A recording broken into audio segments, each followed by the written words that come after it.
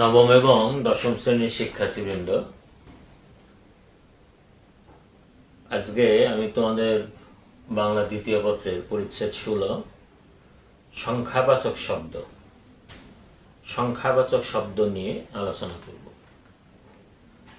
তোমরা যারা এই মুহূর্তে টেবিলে বসে আছো ক্লাস শোনার অপেক্ষায়, তারা মূল বইটি কাছে নিয়ে বসো, আলোচনাটি শোনো এবং মূল বইটি আস্তে আস্তে দেখতে থাকো।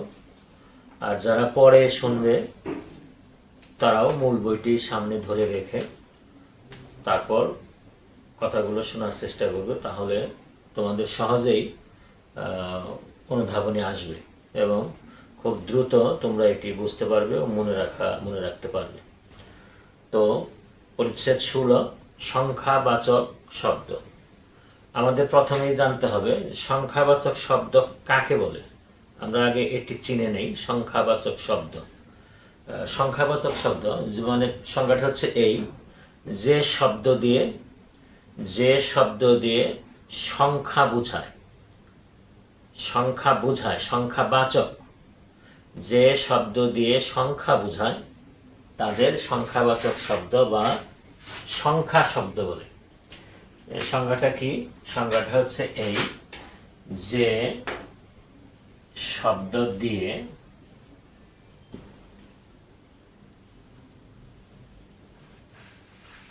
সংখ্যা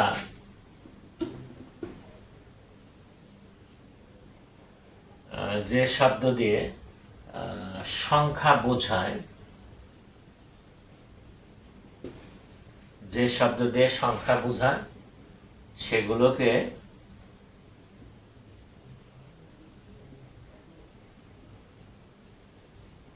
সংখ্যাবাচক বা সংখ্যা শব্দ বলে।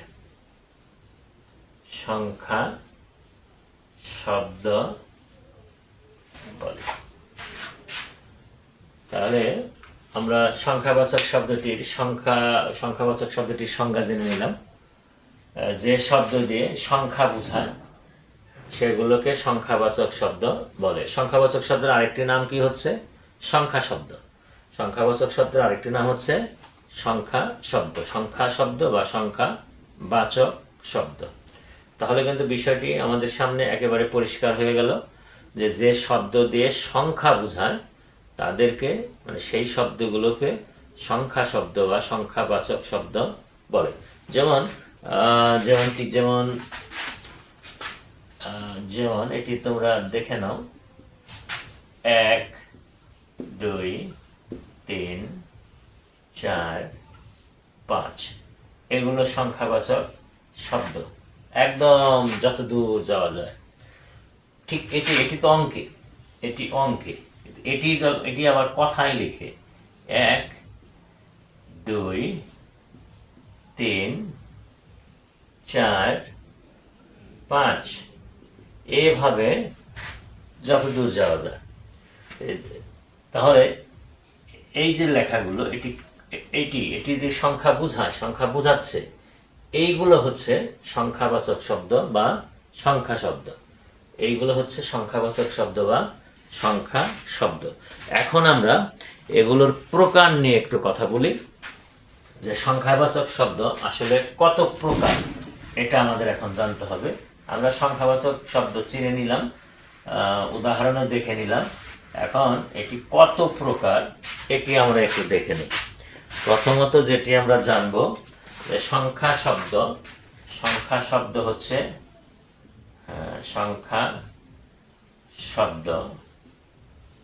দুই প্রকার। এটি আমাদের যেন মন থাকে, সংখ্যা শব্দ হচ্ছে দুই প্রকার বা সংখ্যাবাচক শব্দ হচ্ছে দুই প্রকার। প্রথম প্রকারটি হচ্ছে ক্রমবাচক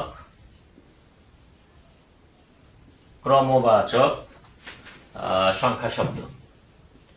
ক্রমবাচক সংখ্যা শব্দ, এটি কি? ক্রমবাচক সংখ্যা শব্দ, অর্থাৎ এটির সংজ্ঞাটা কি? ক্রমবাচক সংখ্যা শব্দ কাকে বলে? সংখ্যা শব্দ দুই প্রকার, তার একটি হচ্ছে ক্রমবাচক সংখ্যা শব্দ। এখন ক্রমবাচক শব্দ সংখ্যা শব্দ কাকে বলে এটি আমরা একটু চিনে নিই। ক্রমবাচক সংখ্যা, এটা সংখ্যাটা হচ্ছে একের পর এক, একের পর এক যে সংখ্যাগুলো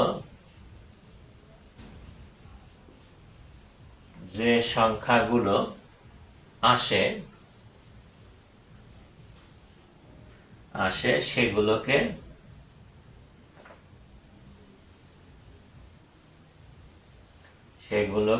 ক্রমবাচক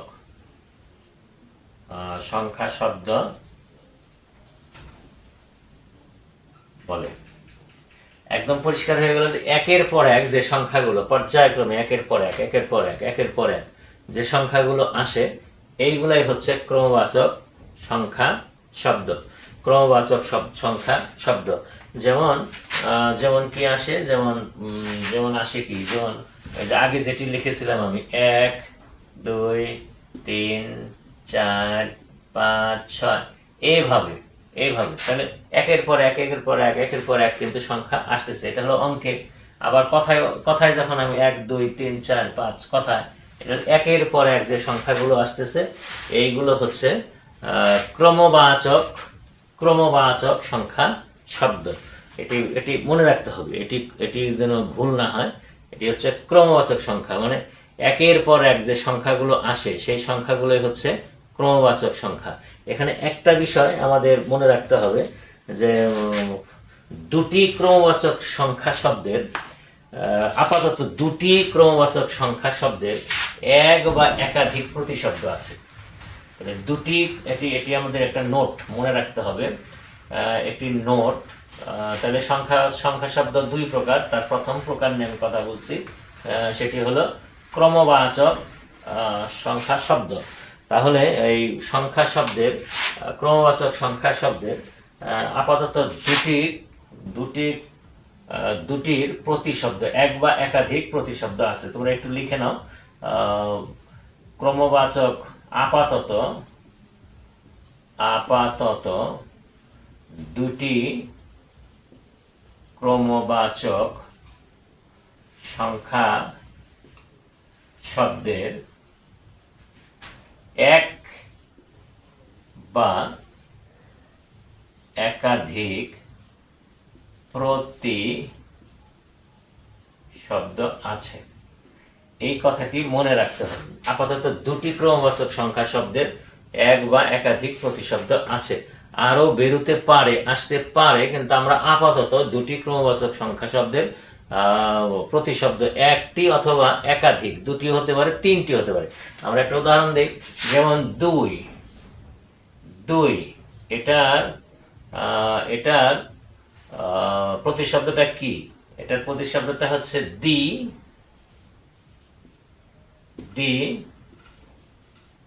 দো,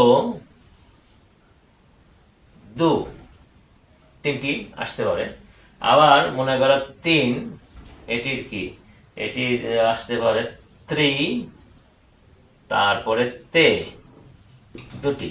এই দুটি মোটামুটি 2 আর 3 এই ক্রমবাচক সংখ্যা শব্দের একাধিক প্রতিশব্দ আছে। আর একটা সুবিধা কি, একটা সুবিধা আছে ক্রমবাচক সংখ্যা শব্দের একটা বিশেষ সুবিধা আছে, এটিও আবার মনে রাখতে হবে যে ক্রমবাচক সংখ্যা শব্দ 1 থেকে 9 এবং 0 দিয়ে অসীম সংখ্যা আসা পর্যন্ত, অসীম সংখ্যার পূর্ব পর্যন্ত ক্রম তৈরি করা যায়। অর্থাৎ একের পর এক এইভাবে সাজানো যায়। 1 থেকে 9 এবং 0, 1 থেকে 9 এবং 0, 1 2 3 4 5 6 7 8 9, তারপর আবার 1 0 1 1 1 1 1 1 এইভাবে যেতে একদম অসীম সংখ্যার পূর্ব পর্যন্ত ক্রম সাজানো যায়। এটি হচ্ছে ক্রমবাচক সংখ্যা শব্দের সবচেয়ে বড় সুবিধা। তাহলে ক্রমবাচক সংখ্যা শব্দ কিন্তু আমরা পরিষ্কার বুঝে নিলাম। কাকে বলে ক্রমবাচক সংখ্যা শব্দ? যে একের পর এক যে সংখ্যাগুলো আসে সেগুলোকেই ক্রমবাচক সংখ্যা বলে। 1 2 3 4 অঙ্কে, আবার কথায় যদি আমি লিখি বানান করে 1 2 3 4 এভাবে আসতে পারে এটি। আর প্রথমত আপাতত দুটি ক্রমবাচক সংখ্যা শব্দের এক বা একাধিক প্রতিশব্দ আমরা দেখতে পেলাম, 2 এবং 3 এর। আর ক্রমবাচক সংখ্যা শব্দের একটি সবচেয়ে বড় সুবিধা হচ্ছে 1 থেকে 9 এবং 0 দিয়ে অসীম সংখ্যার পূর্ব পর্যন্ত যথারীতি একেবারে সুবিধাজনকভাবে ক্রম তৈরি করা যায়। এটি হচ্ছে ক্রমবাচক সংখ্যা শব্দ। তাহলে সংখ্যা শব্দ কয় প্রকার? 2 প্রকার। 2 প্রকারের মধ্যে এক প্রকার হচ্ছে ক্রমবাচক। এবারে আমরা দ্বিতীয় প্রকারে যাচ্ছি। দ্বিতীয় প্রকার হচ্ছে পূরণবাচক। এটি আবার মনে রাখতে হবে, দ্বিতীয়টা হচ্ছে কি? পূরণবাচক। তাহলে প্রথমটি গিয়েছে ক্রমবাচক, এবার দ্বিতীয়টি হচ্ছে পূরণবাচক। পূরণবাচক কি? ক্রমিক অবস্থান এবং পরিমাণবাচক। পূরণবাচক মানে কি? পূরণবাচক মানে হচ্ছে ক্রমিক অবস্থান এবং পরিমাণবাচক। পূরণবাচক মানে কি? ক্রমিক অবস্থান এবং পরিমাণবাচক।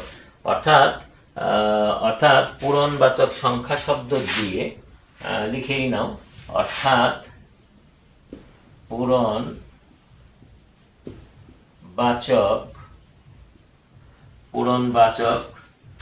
সংখ্যা শব্দ দিয়ে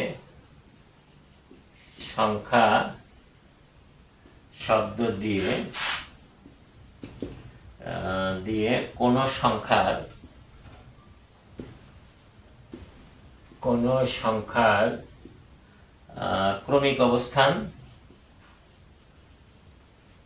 ক্রমিক অবস্থান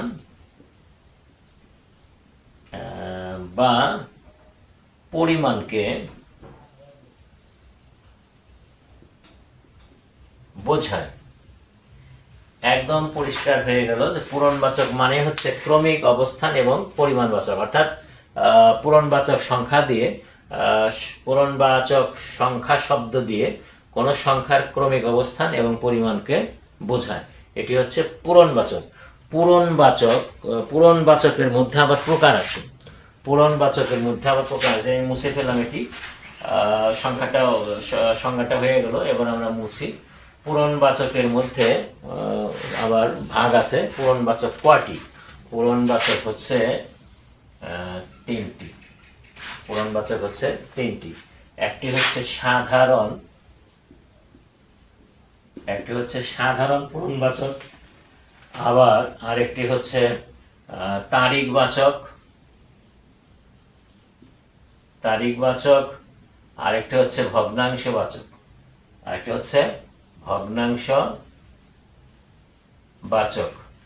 তাহলে একটি হচ্ছে সাধারণ, একটি তারিখবাচক, একটি ভগ্নাংশবাচক। আবার সাধারণের মধ্যে এটি কিন্তু খুব ভালো করে বুঝে নিতে হবে। সাধারণের মধ্যেই আলোচনাটা একটু ব্যাপক, একটু বড় আলোচনা। এটি একটু ভালো করে বুঝে নিতে হবে। পূরণবাচক আমরা 3 ভাগে পেলাম। একটি হচ্ছে সাধারণ, একটি হচ্ছে তারিখবাচক, আর একটি হচ্ছে ভগ্নাংশবাচক। এখন আমরা পূরণবাচকের যদি সাধারণ পর্যায়টা একটু দেখে নিই। ক্রমবাচক শব্দের পর্যায় বা অবস্থানকে সাধারণ কোনটি? আমরা সাধারণ নিয়ে এখন কথা বলবো। সাধারণ পূরণবাচক, এটি নিয়ে আমরা এখন কথা বলছি। সাধারণ পূরণবাচক বলতে কি বুঝাবে? আমরা ক্রমবাচক সংখ্যার পর্যায়, একটু লিখে নাও, ক্রমবাচক সংখ্যার পর্যায় বা অবস্থান নির্দেশক।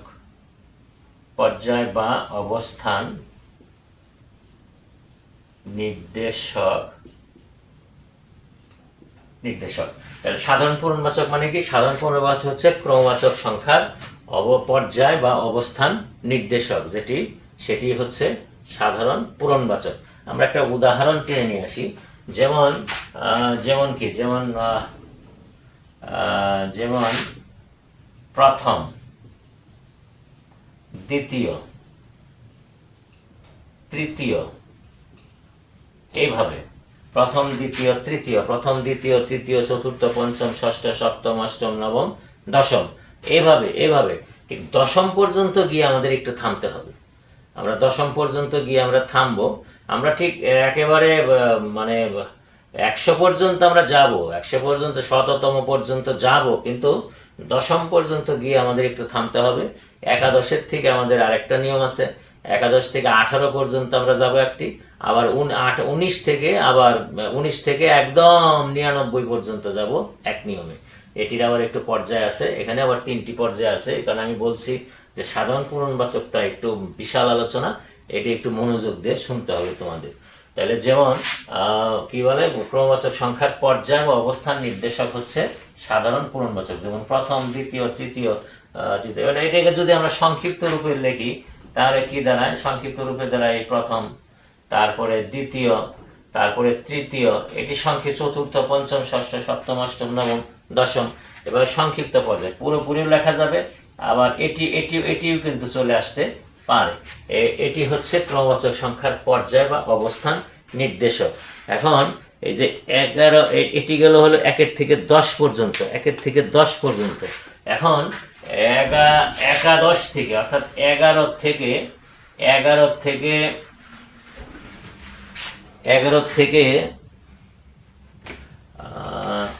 পর্যন্ত, 11 থেকে 18 পর্যন্ত একটু আমাদের একটু খেয়াল রাখতে হবে। 11 থেকে 18 পর্যন্ত সংখ্যাবাচকের 2 রকমের পর্যায় আসবে। একটি হচ্ছে পূর্ণ পূরণবাচক, আর একটি হচ্ছে সংক্ষিপ্ত পূরণবাচক। একটি হচ্ছে এখানে আমরা পর্যন্ত 2 রকম আমরা দেখতে পাবো, 2 রকম। একটি হচ্ছে পূর্ণ পূরণবাচক, আরেকটি হচ্ছে সংক্ষিপ্ত পূরণবাচক। পূর্ণ পূরণবাচক, সংক্ষিপ্ত পূরণবাচক। 1 থেকে 18 পর্যন্ত আমরা 2টি দেখতে পাবো। আমরা একটু দেখি সেটি কি। যেমন পূর্ণ পূরণবাচক আমরা উদাহরণ দেখলে আমরা বুঝতে পারবো। পূর্ণ পূরণবাচক আমরা দেখি একটু, যেমন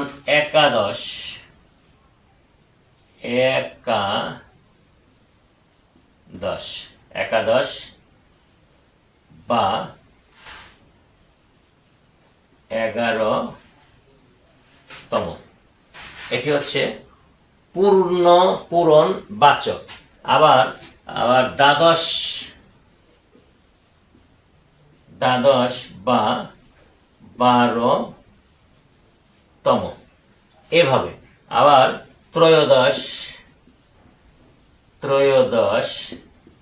বা 13তম, এইভাবে যাবে ঠিক একেবারে 18 অর্থাৎ অষ্টাদশ বা 18তম পর্যন্ত যাবে এইভাবে। এটি হলো পূর্ণ পূরণবাচক, এটি হলো পূর্ণ পূরণবাচক। আর সংক্ষিপ্ত পূরণবাচক এই সাথেই হয়ে যাবে। যেমন এটারও আমি উদাহরণ দিয়ে দিচ্ছি। 2 রকম, এর এক রকম গেল পূর্ণ পূরণবাচক, আরেকটা হচ্ছে সংক্ষিপ্ত পূরণবাচক। এটি কি, যেমন 11 বা 11তম, এটি হচ্ছে সংক্ষিপ্ত পূরণবাচক। যেমন 12 বা 1200 বা 12তম, আবার 1300 বা 13তম, এইভাবে চলে যাবে ঠিক 18 পর্যন্ত। 18 মানে 1800 বা 18তম। তাহলে এটি হচ্ছে সংক্ষিপ্ত পূরণবাচক। আর আগে যেটি বলে দিয়েছি সেটি হচ্ছে পূর্ণ পূরণবাচক। অর্থাৎ 11 থেকে 18 পর্যন্ত আমরা 2 রকম পাবো। একটি হলো পূর্ণ পূরণবাচক, আর একটি হচ্ছে সংক্ষিপ্ত পূরণবাচক। তাহলে দেখো আমরা কত রকমের প্রকার পাচ্ছি। সাধারণ পূরণবাচকের মধ্যে 3টা ভাগ, সেটি কি, সেটি হচ্ছে সাধারণ পূরণবাচক, আরেকটি হচ্ছে ভগ্নাংশ পূরণবাচক, আরেকটি হচ্ছে তোমার তারিখবাচক। এই তিনটি ভাগ, এই তিনটি ভাগের মধ্যে আবার সাধারণ পূরণবাচক যখন আমি আলোচনা করতে যাব, সেখানে 11 থেকে 18 পর্যন্ত আমি দুটি ভাগ পাবো। একটি হচ্ছে পূর্ণ পূরণবাচক, আরেকটি হচ্ছে সংক্ষিপ্ত পূরণবাচক, যেটির উদাহরণ ইতিমধ্যে তোমাদের সামনে আমি তুলে ধরলাম। এবারে আমরা চলে যাব কিসে? এবারে চলে যাব আমরা 18 পর্যন্ত হয়ে গেল। এবারে 19 থেকে 99 পর্যন্ত আমাদের একটা নিয়ম আছে। 19 থেকে 99 পর্যন্ত আমি আগেই বলেছি, এই সাধারণ পূরণবাচক কিন্তু একটু বিশাল আলোচনার ব্যাপার এবং মনে রাখতে হবে। 19 থেকে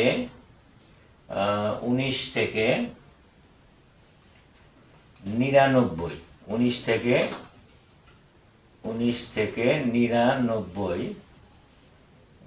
পর্যন্ত 99 পর্যন্ত এই সংখ্যার সংক্ষিপ্ত পূরণবাচকে 99 পর্যন্ত যতগুলো সংখ্যা আসবে সবগুলো সংখ্যার শেষে শুধু তম প্রত্যয় যোগ হবে, শুধু তম প্রত্যয় যোগ হবে। এটি কিন্তু আমাদের মনে রাখতে হবে। আমি একটু উদাহরণ দিচ্ছি।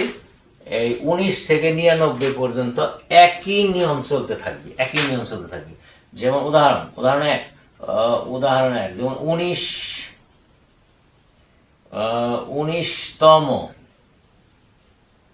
পেয়েছি। এটিকে যদি আমি লিখি বা 29তম,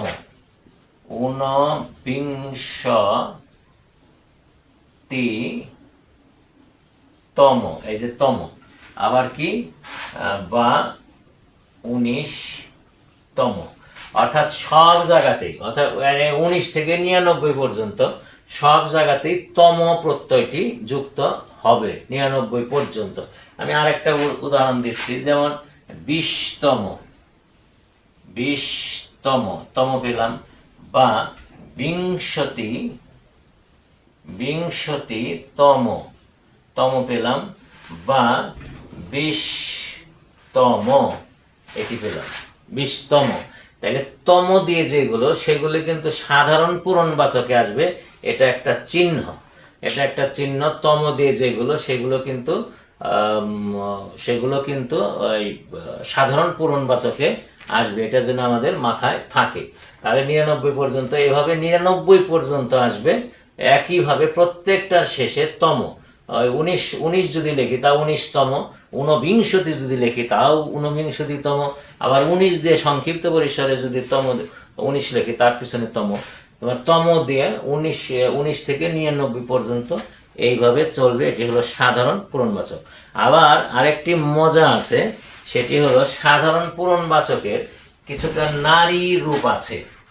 নারী রূপ, এটি একটি ভালো জিনিস, এটি তোমাদের একটু জানা থাকা দরকার। যেমন একেবারে প্রথম থেকে সাধারণ পূরণবাচকের নারী রূপ, সেটি কি? প্রথমা, দ্বিতীয়া, এটি নারী রূপ। তৃতীয়া, চতুর্থী, পঞ্চমী, ষষ্ঠী, সপ্তমী, অষ্টমী, নবমী, দশমী। এটা আবার সংখ্যা ইয়েতেও লেখা যায়, প্রথমা, দ্বিতীয়া, তৃতীয়া, এভাবে দেওয়া যাবে। অর্থাৎ এটি হচ্ছে নারী রূপ, নারী বাচক রূপ। নারী রূপ না বলে নারী বাচক রূপ। এই সাধারণ সংখ্যাবাচক, সাধারণ পূরণবাচকের নারীবাচক রূপ, একেবারে প্রথমার থেকে একেবারে শত পর্যন্ত এটি নারীবাচক রূপও আছে। যদি নারীবাচক রূপ পাই, তাহলে সেটি কিন্তু আমরা এই সাধারণ পূরণবাচকের মধ্যেই ফেলে দিব। এটি হয়ে গেল সাধারণ পূরণবাচক। এবারে আমরা চলে যাব আমাদের দ্বিতীয় পর্যায়ে, দ্বিতীয় ভাগে। সেটি কি? সেটি হচ্ছে তারিখবাচক। যে তারিখগুলো আমরা লিখে থাকি, সেই তারিখবাচক। এটি তোমাদের বইয়েই দেওয়া আছে, তারিখবাচক। এটি হলো বাংলা ভাষায় তারিখ নির্দেশ করার জন্য কিছু পূরণবাচকে, সংখ্যা শব্দের পূরণবাচকে কিছু প্রত্যয় যুক্ত হয়। আমি একটা উদাহরণ দিচ্ছি। যেমন তারিখবাচক, বাচক এটি। যেমন যেমন কি, যেমন হচ্ছে পহেলা, পহেলাটাকে আমরা কি বলি, আমরা পয়লাও বলি, পয়লা বলি। আবার কি লিখি, আবার এক দিয়ে ল, এটাকে আমরা পহেলা বলি। এটি কিন্তু বলতে হবে পহেলা। অনেকেই কিন্তু একটা মানে হাস্যকর অথচ লজ্জাকর, এটি কিন্তু খুবই লজ্জাকর, আবার হাস্যকরও বটে, এবং এটার মধ্যে যে মূর্খতা প্রকাশ পায়, এটি অনেকেই এটির উচ্চারণ একলা করে থাকে। এটি যেমন হাস্যকর তেমন মানে মূর্খতার পরিচায়ক তেমন, অর্থাৎ এটা কিন্তু এক দিয়ে এ লা লা, তার মানে পহেলা। পহেলাকে আমি পয়লা বলতে পারি, পহেলাকে আমি পয়লা বলতে পারি, কিন্তু কখনো কিন্তু এটাকে আমি একলা বলতে পারি না। আমি নিজে কানে শুনেছি অনেকেই এটাকে একলা বলে, একলা বলে, কিন্তু এটি কিন্তু কখনো তা না। এটি বড় ধরনের একটা মানে হাস্যকর ব্যাপার, এটা লজ্জাকর ব্যাপার, এবং আরো বাড়িয়ে বললে এটা মূর্খতার পরিচয়কই বলা চলে। তাহলে এটি হচ্ছে পহেলা। আবার দোসরা, দোসরা, এটি কি, দোসরাটাকে আমরা এভাবে লিখব, দোসরা। তারপরে তেসরা, তেসরাটাকে আমরা এভাবে লিখব, তেসরা। দোসরা, তেসরা, দোসরা, তেসরা। তারপরে কি লিখবো আমরা, চৌঠা, চৌঠা, চৌঠা, চৌঠা। তারপরে এই পর্যন্ত পহেলা, দোসরা, তেসরা, তেসরা, চৌঠা, চৌঠা। তারপরে থেকে কিন্তু পাঁচই, ছয়ই, সাতই, আটই, এটি গেল হচ্ছে এই পর্যন্ত। তারপরে থেকে কিন্তু পাঁচই, ছয়ই, সাতই, পাঁচই, পাঁচই, এটি এটি বানান করেও লেখা যাবে, পাঁচই, পাঁচই, হ্যাঁ পাঁচই, তার মানে পাঁচ ই। এখান থেকে আমরা কোন পর্যন্ত ই ব্যবহার করতে পারবো, 18 পর্যন্ত আমরা ই ব্যবহার করব, 18ই, 18ই, 18ই, 18ই, এটি ব্যবহার করব 18 পর্যন্ত। আর সে ব্যবহার করব কত, 19 থেকে, 19 থেকে 31 পর্যন্ত, 31 পর্যন্ত আমরা সে ব্যবহার করব। 31 আমি বানান করেও লিখতে পারবো, আমি সংখ্যা দিয়েও লিখতে পারবো। এখানে কিন্তু তারিখ লেখার মধ্যে আমরা 3টি স্তর পেলাম। প্রথমে 4 পর্যন্ত, 4 পর্যন্ত হচ্ছে পহেলা, দোসরা, তেসরা, চৌঠা। 1 দিয়ে লয়াকার, 2 দিয়ে রা, 3 দিয়ে রা, 4 দিয়ে ঠা। তার মানে পহেলা, দোসরা, পহেলাকে পয়লা বলা চলে, পহেলা, দোসরা, তেসরা, চৌঠা, এ পর্যন্ত গেল একটা পর্যায়।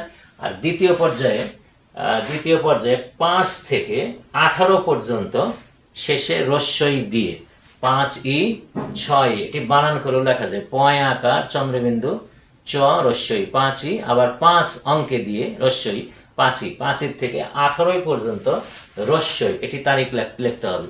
আর ঠিক 19 থেকে 31 পর্যন্ত সে দিয়ে লিখতে হবে। এই হচ্ছে আমাদের মাসে প্রতিটি তারিখ লেখার নিয়ম, এটি তারিখ লেখার নিয়ম এটি। এখন এটি গেল তারিখবাচক, তারিখবাচক। তারপরে যেটি আছে সেটি হচ্ছে ভগ্নাংশবাচক, তাহলে আমাদের সংখ্যাটা শেষ হয়ে যায়। ভগ্নাংশবাচকে হচ্ছে কখনো পূর্ণ সংখ্যার থেকে খানিকটা কম বা খানিকটা বেশি বোঝাতে, পূর্ণ সংখ্যার চেয়ে খানিকটা কম বা খানিকটা বেশি বোঝাতে যে সংখ্যাটা আছে সেটি হচ্ছে মূলত ভগ্নাংশ।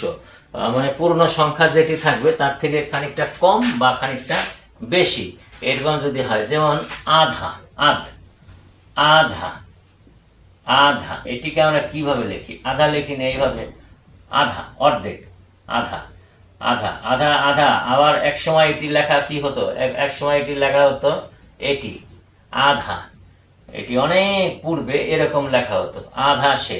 আবার এখন যেটিকে বলা হয় আধা, হাফ, মানে উপরে এক নিচে দুই, হাফ। আর আগে অনেক আগে এটি লেখা হতো আধা হিসাবে এইভাবে। তারপরে হচ্ছে সারে, সারে সারে সারে, ওটাও কিন্তু ওই আধাই, আধাই অর্থে সারে। যেমন 3.5 সের, 3.5 মানে কি 3 সের, তারপরে হচ্ছে আধা সের, এই হচ্ছে 3.5 একটা সময় লেখা হতো এইভাবে, এখন লেখা হয় এইভাবে, 3 দিয়ে হাফ, আধা সের এইভাবে লেখা হয়। আর অনেক আগে লেখা হতো এটা কি 3 দিয়ে দুটি এইভাবে 3.5 সাড়ে, সাড়ে এভাবে, সোয়া, দেড়, তারপরে আড়াই, আড়াই, তারপরে তিহাই, এভাবে। এইগুলা হচ্ছে ভগ্নাংশ বাচক। তোমরা তোমাদের পাঠ্য বইটা একটু ভালো করে দেখে নেবে, পাঠ্য বইটা ভালো করে দেখে নিলেই তোমাদের এটি হয়ে যাবে। তাহলে আমরা আমাদের আলোচনা কিন্তু একেবারে শেষ পর্যায়ে। আমরা একটু জিস্ট পয়েন্ট আর একটু কথা বলে নিই। আমাদের প্রথম যেটি হচ্ছে সংখ্যাবাচক সংখ্যা, অর্থাৎ যে সংখ্যা দিয়ে যেসব শব্দ দিয়ে সংখ্যা বোঝায় সেইগুলো হচ্ছে সংখ্যাবাচক শব্দ। সংখ্যাবাচক শব্দ হচ্ছে প্রধানত দুই রকম, একটা হচ্ছে ক্রমবাচক, একটা হচ্ছে পূরণবাচক। ক্রমবাচক এবং পূরণবাচক। পূরণবাচকের মধ্যে গিয়ে আমরা 3টি ভাগ পাই, একটি হচ্ছে সাধারণ পূরণবাচক, একটি হচ্ছে তারিখবাচক এবং একটি হচ্ছে ভগ্নাংশবাচক। এই বিষয়গুলো নিয়ে কিন্তু পুরোপুরি আলোচনা হয়ে গেল। আমি আশা করি তোমরা আলোচনাটি বুঝতে পেরেছ এবং খুবই মনোযোগ দিয়ে কথাগুলো শুনেছ। যদি কথাগুলো শুনে থাকো মনোযোগ দিয়ে এবং রীতিমতো নিয়ম মতো অনুশীলন করো, তাহলে এই চ্যাপ্টার, এই পরিচ্ছেদে তোমাদের ভুল কোনো ক্রমে হবে না এবং তোমরা ভালো করতে পারবে, এই বিশ্বাস আমার আছে। তো আজকে এই পর্যন্তই। বিদ্যুৎ ছিল না, বোধহয় লাইটের কিছুটা, আলোর কিছুটা সংকট আছে, আলোর কিছুটা আছে, ঘাটতি আছে। তারপরেও তোমরা কষ্ট করে হলেও এটি দেখে নেবে, শুনে নেবে। আর সবগুলো কথাই তো আমি মুখে বলে দিয়েছি, সুতরাং বুঝতে তোমাদের সমস্যা হবে না। কথা একটাই, সেটি হলো যখন তুমি দেখবে তখন মূল বইটি কাছে রেখে আস্তে আস্তে আস্তে আস্তে কথাগুলো শুনবে এবং তোমার বইটা দেখতে থাকবে। যদি এইভাবে অনুশীলন করো, আমি নিশ্চিত যে এই পরিচ্ছেদ থেকে যে কোনো নূরবক্তিক তোমার আসুক, তুমি পারবে এবং ভালো করতে পারবে। যেহেতু পুরো ব্যাকরণটাই এখন নূরবক্তিকের মধ্যে চলে গেছে, সুতরাং এগুলো ভালো করে অনুশীলন করতে হবে। অনুশীলনের কিন্তু কোনো বিকল্প নেই। যেমনটি তোমাকে বুঝেও নিতে হবে, তেমনটি আবার তোমাকে সেটি অনুশীলনও করতে হবে, অনুশীলনের মধ্যে থাকতে হবে। একেবারে বুঝে নিলাম আর সেটি আর দেখলাম না, সেটি কিন্তু মনে থাকবে না। পর্যায়ক্রমে অনুশীলনের মধ্যেই তোমাকে থাকতে হবে। তো আজকে এই পর্যন্তই। ওই যে যাবার সময় আমি যে কথাটি বলি, তুমি যত পড়বে তত জানবে, যত পড়বে তত তুমি বুঝতে পারবে, তত তোমার মেধা শানিত হবে, তুমি একজন আলোকিত মানুষ হবে। তোমার আলোতে দেশ, জাতি, সমাজ আলোকিত হবে, আমরা সবাই আলোকিত হবে, আলোকিত হব, সেই আশা প্রত্যাশা রেখেই আজকের আলোচনা শেষ করছি। সবাই ভালো থাকো, সুস্থ থাকো। ধন্যবাদ।